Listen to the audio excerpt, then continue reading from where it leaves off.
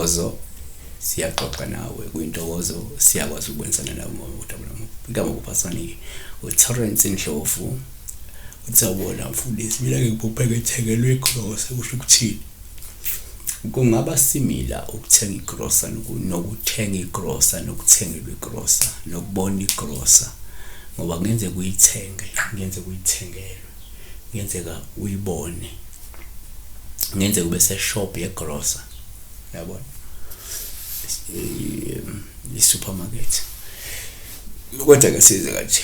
Number 1, uma uphupha igrosa kuwuphawu luhluma uyithenga, lungasho inhlanhla nesibusiso kanye nenhlalakahle noma umvuzo omkhulu ongasuthole, nokuthi ke uzokuba namandla okufezekisa izifiso zakho. UGenesis 6:21 ngizithathele kukho konke ukudla okudliwayo ukubuthele kuwe kuya kuba ukudla kwakho nokwabo. Kanti futhi ke number 2, uma uphupha igrosa kuphawu luhluma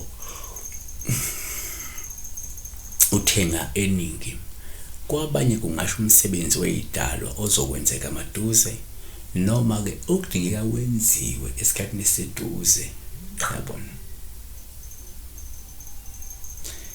Ngenzeka kunomsebenzi ekufanele noma enhlelo ukwenza ungayibona igrosa, noma ke kunomsebenzi ekufanele ngabe niyawenza efanele wenze maduzane, yabona, ingafela. Number 3, yenzeka ukuthi uphupha igrosa kuba uphawu lubi kwesinye isikhathi, ngoba ke selungakhomba la isifo esingase sehle, ikakhulukazi uma kuyintaha yegrosa. Kwabanye kusho isifo esiko sizokwenzeka maduzane.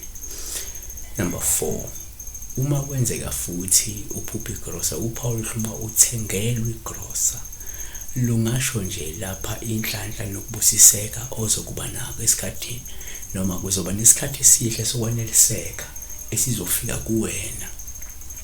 NgokaLuka 12:19, bese ngithi kuwo, umphefumulo wami,